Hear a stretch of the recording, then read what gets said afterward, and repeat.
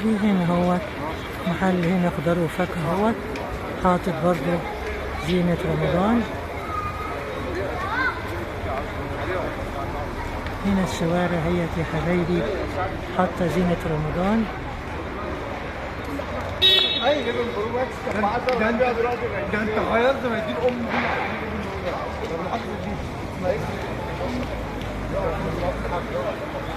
زينة رمضان يا حبايبي مالية الشوارع بنفس الطريقة، كله زين الشوارع بنفس العود اللي يفرح الناس كده. زينة رمضان بتفرح وبتبعث البهجة على قلوب المصريين.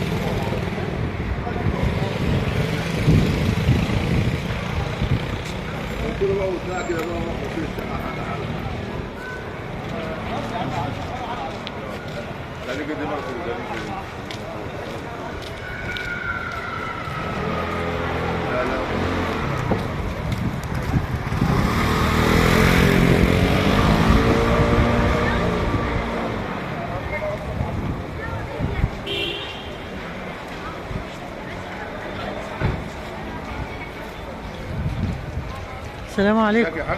كل سنة وانت طيب. نصور بقى الفروع الزينة ديت والفروع النور دي. فروع يا بابا. فرع النور ده عامل كام؟ فرع النور عامل كام؟ 30. عامل 30 جنيه يا حبايبي.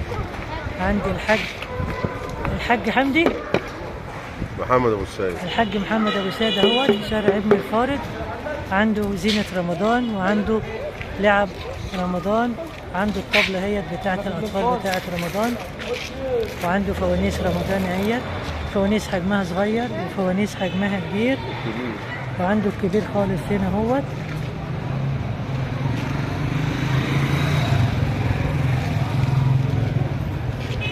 ايوه الله ينور عليك الله ينور عليك. عند الحاج محمد ابو السيد عنده فوانيس وعنده حاجات لعب اطفال، عنده بوجي وطمطم، عنده حاجات جميله. ربنا يوسع عليك يا عم الحاج. يا رب العالمين. كل سنه وانت طيب. صحة وسلامة يا رب. ربنا يخليك. هتشوف عروض على ايه؟ يوميات سهام. ايوه على اليوتيوب. أيوة. صح كده؟ ايوه ماشي يا حاج. كل سنه وانت طيب. صحة وسلامة. مفيش لعب.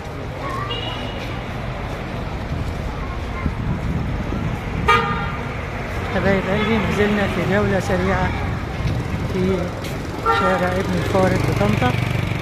حبينا نفرجكم على الفروع الورد والزينة، زينة رمضان في المحلات أو على شقق العمارات.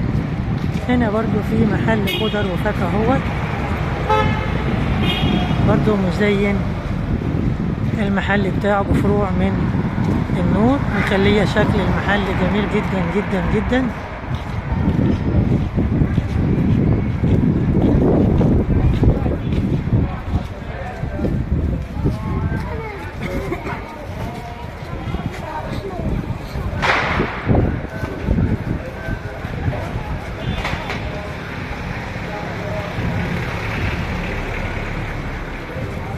أنا حاطط فروع ورد.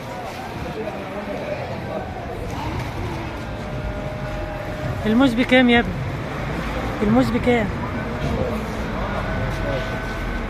كل سنة وانت طيب.